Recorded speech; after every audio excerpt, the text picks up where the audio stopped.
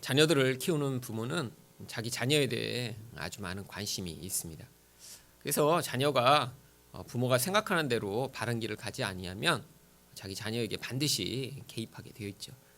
그래서 부모는 자기 자녀에게 잔소리를 하고요, 또 야단도 치고요, 또 좋은 길이 무엇인가 계속해서 이야기하는 것이 인지상정입니다. 그런데 남의 자녀가 아무리 잘못하더라도요, 남의 자녀를 욕하고 도대체 어떻게 저럴 수 있냐라는 이야기는 할 수 있지만 그 자녀한테 직접 간섭을 하고 야단을 치고 하는 경우는 잘 없습니다. 왜냐하면 자기 자녀가 아니기 때문이죠. 아무리 잘못하더라도 그 책임은 부모에게 있는 것입니다. 하나님도 마찬가지십니다. 많은 사람들이 이 세상에서 하나님을 믿지 않는 악인들을 보며 저 악인들을 하나님은 왜 심판하시지 않을까? 물론 하나님 심판하실 것입니다. 그런데 언제 심판하시냐? 바로 그들을 향한 하나님의 심판은요, 이 마지막 때에 예정되어 있습니다. 그런데 왜 지금 그들을 그냥 놔두시냐? 하나님에게는 천년이 하루 같고요, 하루가 천년 같으시기 때문에 지금 당장 심판하시는 것이 아니라 하나님이 잠깐 있다, 우리가 볼 땐 긴 세월 같지만 그 마지막 때에 그들을 한 번에 심판하실 것을 이미 예정하고 계십니다. 그런데 지금 심판을 하시지 않는 이유는요, 예수님이 말씀하신 대로 세상에 알곡과 가라지가 섞여 있는데 하나님의 심판이 세상 가운데 임하면요, 그 여파로 하나님의 백성 또한 무서운 심판에 같이 노출될 수 있기 때문에 하나님이 그때까지 참으시면서요, 또한 이런 악한 세상과 악인들을 통해서 하나님이 또 하나님 백성을 향한 계획을 이루어가는 도구로 그들을 사용하는 것입니다. 오늘 바로 요나와 그 배에는요, 바로 선원들이 함께 배를 타고 있었습니다. 그런데 바로 하나님의 관심은 이 요나 한 사람에게 있었습니다. 그런데 이 요나는요, 자기가 하나님의 명령만 거부를 하고 떠나버리면 마치 하나님이 아이고 내가 시키려고 했던 이 일을 제가 거부하고 가버렸네, 그럼 다른 사람을 찾아서 시킬까? 라고 마치 자기가 거기서 제외될 수 있을 것이라고 생각했는지도 모릅니다. 근데 처음에는 자기 의도가 잘 뜻대로 이루어지는 것 같았어요. 정말 몇 개월마다 한 번씩밖에 없는 그런 배가 마침 있었고요, 그 마침 배를 타고 바다에 나갈 때까지 아무 문제가 없는 것 같았습니다. 그런데 오늘 본문 맨 앞에는요, 그러나라고 하는 그런 접속사로 시작을 합니다.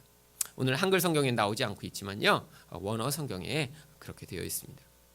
바로 3절이 뭐라고 끝나고 있냐면, 마침 다시스로 가는 배를 만난지라 여호와의 얼굴을 피하여 그들과 함께 다시스로 가려고 뱃삭스를 주고 배에 올랐더라. 그러나, 바로 이 그러나는요, 이렇게 모든 의도가 요나의 뜻대로 이루어지는 것 같은 이런 상황이었지만, 그러나 그 가운데는요, 하나님의 계획이 성취되는 또 다른 이야기가 펼쳐지고 있을 것임을 보여주는 것입니다. 바로 이 그러나로 시작되는 이 4절이 그래서 어떤 내용이 전개되고 있냐면, 여호와께서 큰 바람을 바다 위에 내리시매, 바로 바다 위로 요나가 갈 때까지 하나님은 기다리셨던 것입니다. 이 바다는요, 그렇기 때문에 성경에서요, 광야와 같이 하나님의 백성들을 연단하고 시험하는 그런 장소로 자주 등장합니다. 여러분, 광야가 왜 하나님 백성의 연단과 시험의 장소죠? 광야는요, 하나님을 의존하지 않으면 살 수 없는 그런 곳이기 때문입니다. 물이 부족하고요, 뜨거운 햇볕이 내려지고요, 전갈과 독사와 같은 그런 무시무시한 짐승들이 살고 있고요, 길을 잃어버리면 한번 들어갔다 나오지 못하는 곳. 그런데 거기서 하나님을 의지했더니요, 하나님이 구름기둥과 불기둥으로 낮의 더위와 밤의 추위를 피하게 해주시고요, 반석에서 물을 내셔서 마시게 하시고요, 만나를 내리셔서 아무것도 없는 곳에서 먹이심을 보이심으로 말미암아 하나님이 나를 보호하시고 인도하시고 공급하시는 하나님이라는 사실을 배우게 하는데 가장 적합한 곳이 광야이기 때문에 하나님은 하나님 백성들을 그래서 광야 가운데 내모시는 것입니다. 예수를 믿는 자는 그래서 반드시 광야를 지나가게 되어 있습니다. 물론 인생 전체를 항상 광야같이 사는 것은 아니지만 때때로 하나님이 이렇게 광야와 같은 곳을 통해 내 인생을 내 마음대로 하려고 하는 나의 뜻, 내가 내 모든 공급을 책임지는 마치 내가 나의 하나님인 것처럼 생각하는 그것으로부터 하나님이 공급하셔야 우리는 살 수 있는 삶을 가르치시는 곳이 광야입니다. 근데 이 광야처럼요, 또 자주 사용되는 곳이 바다입니다. 왜죠? 바다는요, 불안정함의 극치를 이야기하는 것이죠. 광야는요, 아무리 그 광야가 불안정해도요, 그래도 자기가 걸어갈 땅이 보입니다. 그리고 하늘을 보면 그 다음에 내가 비가 온다 하면 피할 수도 있고요. 또 음식이 없다 그러면 거기서 음식을 찾을 수 있는 방법을 어떤 방법으로도 찾을 수 있는 곳이 광야죠. 그런데 바다는요, 예측을 할 수가 없습니다. 그 바다의 깊이도 예측할 수 없고요. 바다가 언제 날씨가 변해서 갑자기 무시무시한 죽음의 바다가 될지 아무도 알 수 없습니다. 그래서요, 이 바다에서 고기를 잡는 사람들은 어느 나라건 고대나 현대나 다 미신을 아주 많이 섬깁니다. 우리나라에서도요, 가장 미신이 아주 가장 팽배한 곳이 바로 바닷가에 사는 사람들이에요. 왜죠? 그만큼 예측할 수가 없으니까요. 불안정하니까요. 내가 계획하고 생각한 대로 바다는 움직여주지 않으니까요. 또 바다에서 그 바다가 요동하기 시작하면요, 거기서 인간이 자기를 보호할 수 있는 아무런 수단이 없기 때문이죠. 하나님은 이렇게 요나가 그 불안정한 환경 가운데 갈 때까지 일부러 기다리신 거예요. 어쩌면 하나님이요, 그렇게 요나의 마음 가운데 부추기셨는지도 몰라요. 요나는 그것도 알지 못한 채로요, 하나님이 준비하고 계신 그 변화의 정점인 곳에 스스로 가게 됩니다. 왜죠? 그 불안정한 짧은 시간만 지나면요, 자기에게 구원이 올 것이라고 착각했기 때문입니다. 여러분, 우리 인생 가운데도 이런 경우가 많이 있습니다. 우리가요, 정말 내가 계획할 수 없고 내가 정말 모든 것들을 내 뜻대로 할 수 없는 이런 바다와 같은 환경, 그런데 거기서 이렇게 풍랑이 불 때가 있죠. 하나님은요, 그곳에서 우리를 죽이시거나 우리를 벌 주시기 위한 것이 아니라요, 자기 자녀를 부모가 훈육하듯이 우리가 거기서 하나님에게 돌이킬 수 있도록 만들게 하는 환경으로 이런 불안정한 환경과 상황을 우리에게 가끔씩 허락하시는 것입니다.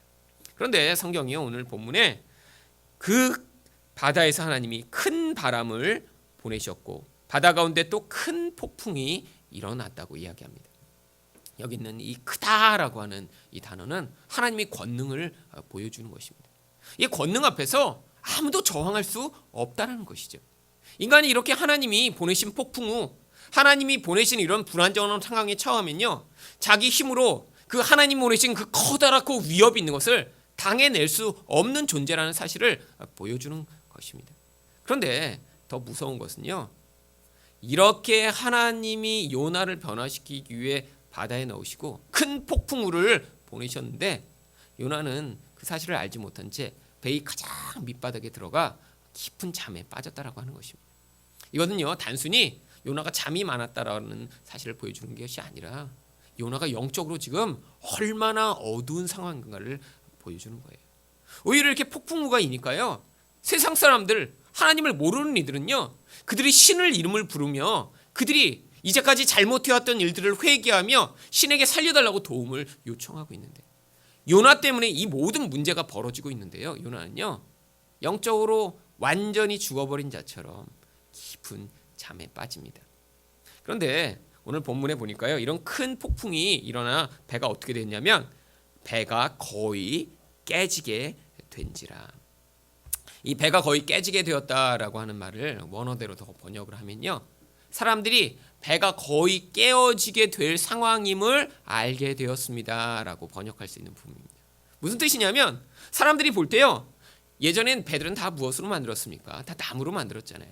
그런데 얼마나 그 파도가 심하게 있는지요, 배와 배를 연결하고 있는 부위가 다 느슨해져서 삐걱삐걱삐걱, 이제 조금 있으면 배가 깨져서 우리가 다 죽어버리겠구나라는 그 공포스러운 상황을 사람들이 지금 눈으로 보면서 목도하고 있음을 이야기하는 거예요. 사람들에게는요, 평생토록 배를 탄 사람들이지만 바다에서 자기들이 의존하고 있는 그 나무 덩어리 자체가 깨져버리면 그들이 살 수 없다는 사실을 직감적으로 알 수 있었습니다. 공포가 그들에게 점점 극화되고 가고 있는 것이죠. 그런데 여기에 또 하나님이 놀라운 능력의 비밀이 숨어 있습니다. 여러분, 이렇게 큰 바다에서 폭풍우가 일 때 이게 얼마나 강한 힘으로 일겠습니까? 그런데 여러분, 이렇게 강력한 힘을요, 이 작은 배가 깨어질 것 같은 상황으로만 요동케 하지 실제로 깨트리지는 않는 능력의 조절이 있지 않으면요, 이런 현상이 벌어지지 않는 거예요. 여러분, 하나님이요, 큰 파도를 일으키시고요, 폭풍우를 막 부시지만 이 작은 배가 깨어질 것처럼 위협은 하시지만 깨어지지 않도록 보호하시는 능력. 여러분, 힘이 있는데 이걸 힘을 잘 조절할 수 있는 능력이 없으면요, 이렇게 할 수가 없는 것입니다. 단순히 하나님이 바다를 그냥 막 휘저으면서 요동케 하는 게 아니라요, 이 배에 타고 있는 요나를 변화시키기 위해 하나님이 그 힘을 지금 아주 정교하게 발휘하고 계신 것이죠. 여러분, 우리 인생 가운데도 이렇게 큰 폭풍우가 올 때가 있습니다. 대부분 그 폭풍우는 무엇을 만들어내냐면요, 우리에게 극심한 공포를 만들어냅니다. 내 생존이 달려 있고요, 내 미래가 다 깨어질 것 같고요, 지금 내가 불안해서 죽을 것 같은 상황을 만들어내요. 여러분, 근데 하나님이 목적하신 것은요, 우리에서 그 상황을 통해 우리를 벌 주시는 게 아니에요. 그 상황을 통해 이렇게 요나처럼 잠자고 있는 우리 영혼이 깨어나 이 모든 상황이 나로부터 말미암았으며 여기에서 내가 변화되기를 하나님이 기다리고 계시고 그 목적을 위해 이 모든 상황들을 일으키고 계시다는 사실을 깨닫기를 원하시는 거예요. 바로 회개하도록 이 모든 일들을 벌이고 있는 것입니다. 여러분, 하나님이 이렇게 회개하도록 어떤 상황을 벌이실 때, 그래서 우리가 거기가 깨어나면요, 두려움에 사로잡히지만 여러분, 두려움에 사로잡힐 필요가 없어요. 왜? 하나님이 어떤 상황이 벌어질 때요, 항상 그 상황을 통해 우리를 파괴하시고 우리를 죽이시고 인생을 망가뜨리려고 이 모든 일들을 하시는 것이 아니라요, 하나님이 그것을 통해 우리 변화를 촉구하고 계신 것이기 때문에요, 하나님의 그 모든 환난과 폭풍과 같은 일도 하나님이 강력한 권능과 지혜 안에 보호받고 있는 것입니다. 여러분, 이걸 믿지 못하면요, 어떤 상황이 닥칠 때 우리는 불안해하고요, 요동하게 됩니다. 그런데요, 모든 상황은요, 하나님의 계획 안에 있어요. 하나님이요, 그 지혜와 능력으로 그 모든 것들을 조절하고 계신 거예요. 이거를 바로 인생 가운데 주어진 하나님의 섭리적 개입이라고 부릅니다. 사람은요, 잘못해서 다른 사람에게도요, 이렇게 힘이 센 사람이 아이를 잡으면요, 아이 팔이 빠지기도 하죠. 예전에 제가 알던 어떤 전도사님도요, 자기 딸 이쁘다고 맨날 이렇게 팔 들고 놀다가 맨날 이 어깨가 쭉쭉 빠지는 거예요. 그러니까 이게 빠지면 이제 자기는 또 끼는 거는 못 배웠어요. 빼트리는 것만 배우고. 그러니까 맨날 병원에 가요. 그럼 병원에서 또 의사가 이렇게 해갖고 집어넣어줘요. 그러고 와서 그럼 조심해야 되는데 이쁘다고 또 들면 또 빠지고. 제가 있는 앞에서 또 뺐어요, 한번. 애는 아파서 울고 또 그러면 병원 가야 된다고 저희 집에 식사하러 왔다가 또 데리고 병원으로 가고. 여러분, 자기 딸이라도요, 그까짓 거 하는데도 그렇게 힘 조절을 못하는 게 인간이에요. 다치기도 하고요, 상처도 주는 게 사람이죠. 그러면 하나님은요, 안 그러세요. 우리에게 닥치는 그 모든 일들이요, 우리를 변화시키는 목적을 위해 주어져 있기 때문에 그 목적에 합당하게 그 모든 것들을 개입하고 계신 것입니다. 그런데 깨달아야 돼요. 이 모든 상황이 지금 나 때문에 벌어지고 있다는 사실을요. 사실 이 요나는요, 우리에게 반면 교사가 되는 그런 인물입니다. 요나를 본받으면 안 되고요, 요나를 보면서 이렇게 하나님의 백성일지라도 깊은 영적 어두움과 무관심에 빠져 이렇게 하나님이 이런 상황을 통해 말씀하고 계신데 반응하지 못할 수도 있구나라는 사실을 깨달으셔야죠. 여러분, 하나님이요, 이렇게 인생 가운데 바다라는 곳에 넣으셔서 이런 일들을 행하시는 게 하나님이 일반적으로 하시고 계신 일임을 성경은 여러 곳에서 이야기합니다. 성경책이 있으신 분은 시편 107편을 한번 찾아보세요. 시편 107편 25절부터 30절까지 좀 길지만 제가 읽겠습니다. 여호와께서 명령하신즉 광풍이 일어나 바다 물결을 일으키는도다. 광풍이 일어나고 바다 물결이 이는 게요, 하나님이 명령하셨기 때문이래요. 그들이 하늘로 솟구쳤다가 깊은 곳으로 내려가나니 그 위험 때문에 그들의 영혼이 녹는도다. 하나님이 얼마나 바다를 심하게 요동시키셨는지요, 하늘까지 솟구쳤다가 깊은 데까지 내려가도록 지금 배가 요동하고 있는 거예요. 그랬더니요, 이 모든 것으로 말미암아 어떻게 되냐면 그 배에 타고 있는 자들이 영혼이 막 녹아내리는 거예요. 얼마나 무서운지. 27절에 보니까 그들이 이리저리 구르며 취한 자같이 비틀거리니 그들의 모든 지각이 혼돈 속에 빠지는 듯다. 영혼이 다 그렇게 두려움에 사로잡히니까요, 이제 생각도 할 수 없는 지경에 빠지게 된 것이죠. 그런데 이 모든 걸 누가 하신다고요? 하나님이. 28절에 이에 그들이 고통 때문에 여호와께 부르짖으매. 이전에는 자기 생각으로 살아가고 있던 자들이에요. 이전에는요, 마음에 이끌리는 대로 살아갔던 자들이에요. 그런데 그런 고통 속에 빠지고 나니까 그제서야 그들이 어떤 반응을 하냐면 하나님께 부르짖는 반응을 하는 것입니다. 그러자 성경에 뭐라고 얘기합니까? 그가 하나님이 그들의 고통에서 그들을 인도하여 내시고 광풍을 고요하게 하사 물결도 잔잔하게 하시는도다. 하나님이요, 이렇게 물결을 보내시고 풍랑을 보내시고 영혼을 다 녹게 만드시고 우리 생각으로 내가 인생을 살아가던 나의 생각을 다 깨트리신 다음에 거기에서 하나님을 향한 의존과 반응을 하게 만드셔서 우리가 하나님, 내가 내 인생을 내 계획과 내 힘과 내 능력으로 살아가던 것들을 포기하며 하나님, 내가 하나님을 의지합니다라는 그런 반응이 우리 본질로부터 나올 때 하나님이 거기서 그 모든 광풍을 멈추게 하시고요, 잔잔케 하신다고 성경이 이야기합니다. 그랬더니 30절에 뭐라고 이야기합니까? 그들이 평온함으로 말미암아 기뻐하는 중에 여호와께서 그들이 바라는 항구로 인도하시는도다. 여러분, 인생에 주어지는 이 바다 같은 상황, 바다에서 폭풍우가 일고 거기에서 정말 영혼이 다 녹아지는 것 같은 상황, 내 생각과 판단으로 살아갈 수 없는 상황 가운데 처할 때 하나님이 기대하시는 것은요, 우리 인생이 내가 하나님이 돼서 내가 계획한 대로 내 능력으로 세상을 살아가는 자가 아니라 본질에서부터 정말 나는 무익한 자이고 흙과 같은 자임을 고백하며 하나님을 의존하는 태도를 가르치시기를 원하시는 것입니다. 여러분, 이렇게 바다의 폭풍우 가운데 처한 자들은 그래서요, 인생의 변화를 경험합니다. 바로 제자들이 그랬죠. 제자들은요, 한 번이 아니라 두 번 갈릴리 바다에서 폭풍우를 경험합니다. 여러분, 갈릴리는요, 호수입니다. 그래서 이 보면요, 짧은 폭이 된 데는 서로 보여요, 그렇죠? 뭐 8km 정도 되는 거리고 날이 맑으면 이제 보입니다. 사실 바다라고 하기에는 아주 그거보다 훨씬 큰 그런 호수들도 많이 있죠. 진짜 바다 같은 호수는요, 미국에 가면 미시간 호수 이런 데입니다. 거기는 우리나라를 갖다 이렇게 집어넣어도 들어갈 만한 그런 크기거든요. 그런 데가 진짜 바다 같죠. 그런데 성경이요, 이 갈릴리 호수를 자꾸 바다라고 부르는 이유가 있습니다. 바로 구약에서부터 호수가 아니라 바다가 이렇게 하나님 백성을 훈련하고 거기에서부터 하나님이 어떻게 구원하시는지를 가르치시는 그런 훈련 장이었기 때문입니다.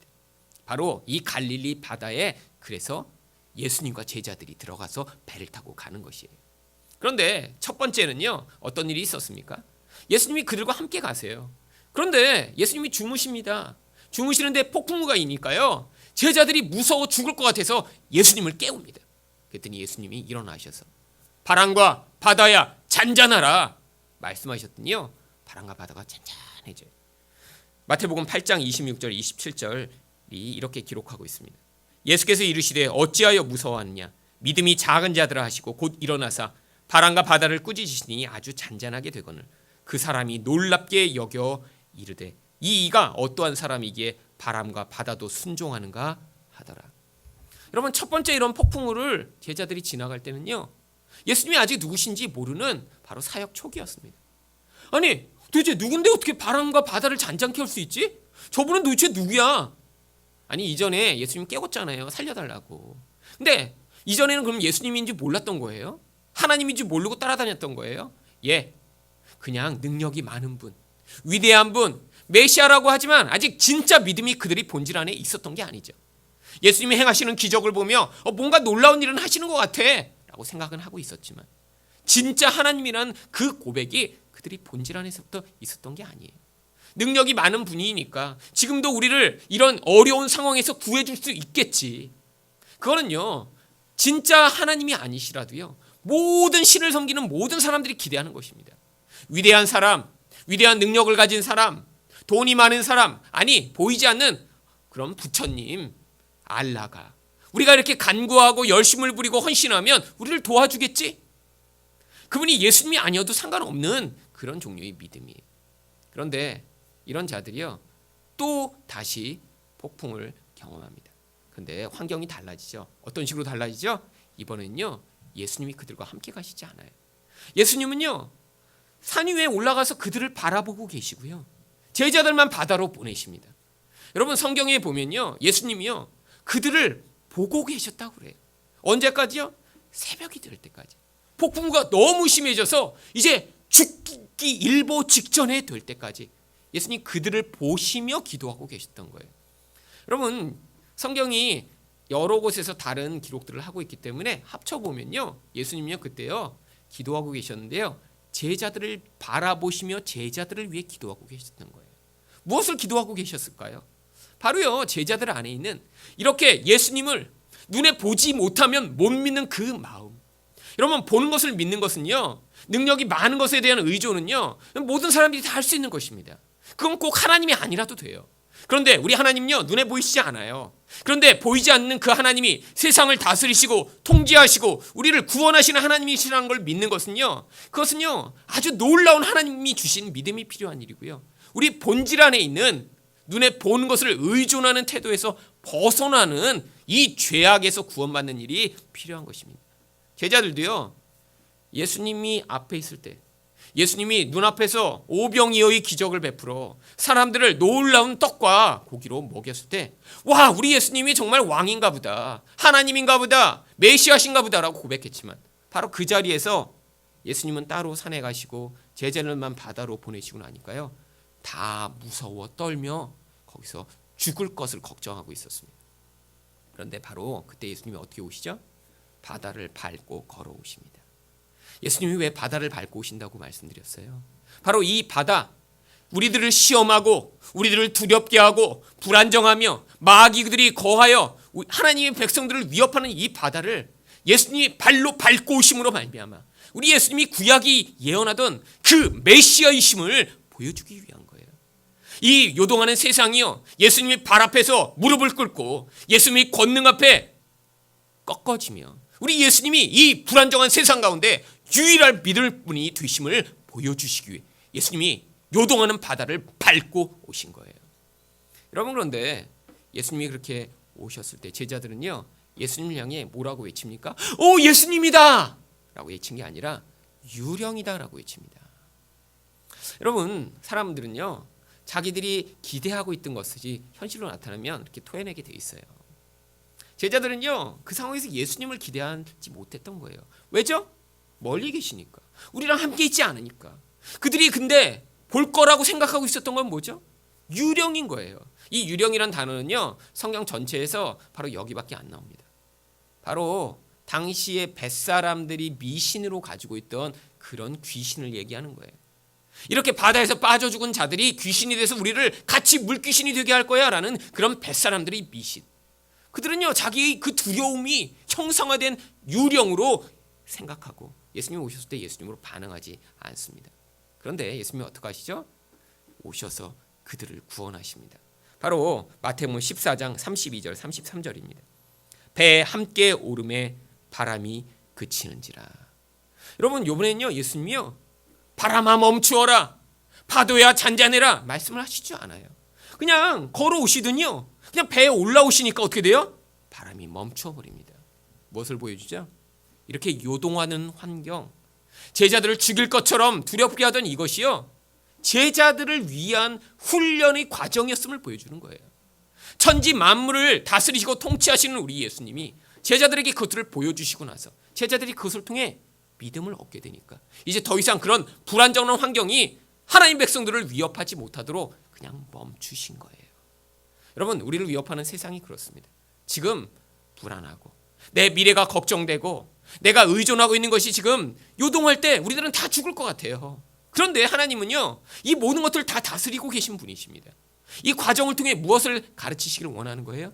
영혼이 다 녹고 내 지각으로 내가 판단하는 것들이 다 깨어져서 이제는 우리 본질 안에서부터 예수님만이 유일한 의존의 분이시며 내가 믿을 유일한 근거가 되심을 고백하는 자리까지 우리 영혼이 끌려가 거기서 그런 고백을 하게 될 때 이 모든 상황들을 하나님이 멈추시고 그 안에서 참 구원이 무엇인가를 가르치기를 원하시는 거예요. 여러분 이렇게 했더니 제자들이 뭐라는 고백을 합니까? 마태복음 14장 33절입니다. 배에 있는 사람들이 예수께 절하며 이르되 진실로 하나님의 아들이로소이다. 여러분, 절한다는 건요, 바로 절대 복종과 순종과 경배를 이야기하는 것입니다. 이 절한다라는 것이요, 성경에서 그래서 예배라는 단어로 쓰이고 있는 거예요. 여러분, 예배가 무엇이죠? 우리 하나님에 대한 절대 복종과 인정과 믿음을 드린 것이 예배입니다. 이전까지 예수님과 함께 있었지만 그분이 진짜 하나님이신 줄 몰랐어요. 그런데 이 폭풍우를 겪고 나니까 어떤 고백을 하죠? 당신이 하나님의 아들이시네요. 여러분, 이 믿음의 고백을 이끌어내시기 위해 하나님이요, 우리 또한 바다로 보내시는 것입니다. 어떤 바다요? 통제할 수 없는 바다. 죽음과 같은 위협이 우리를 위협하는 바다. 도대체 한치를 알 수 없는 깜깜한 바다. 그런데 거기서요, 예수님 우리를 위해 기도하고 계시고 우리를 지켜보고 계십니다. 그 바다의 폭풍이요, 우리를 무너뜨릴 수 없어요. 여러분, 그것들을 믿으시고 여러분이 지금 그 바다 가운데 가고 계실 때 언젠가 우리 예수님이 이 바다를 밟고 오셔서 나를 구원하시고 우리 예수님이 진짜 하나님의 아들이심을 보여주실 것이라는 믿음을 갖고 그분을 기다리시기를 바랍니다. 여러분, 혹시 예수님 아닌 다른 것들을 기대하고 계시지는 않나요? 어떤 사람처럼 복권이라도 당첨이 되면 이 모든 게 쫙 해결될 텐데, 하나님 백성에게는요, 그런 일은 없습니다. 하나님 백성에게는요, 오직 예수님만이 이 불안하고 어려운 불안한 세상의 환경을 잠잠케 하시고 유일한 하나님이 되실 분으로 인정받기를 원하시기 때문에 우리 인생에서 예수님만이 구주가 되셔야 하는 것이에요. 하나님이 우리를 이렇게 요나처럼 바다로 보내실 때 낙심하고 두려워하시지 말고 예수 그리스도를 만나고 경험하는 분들이 되시기를 예수 그리스도 이름으로 축원드립니다.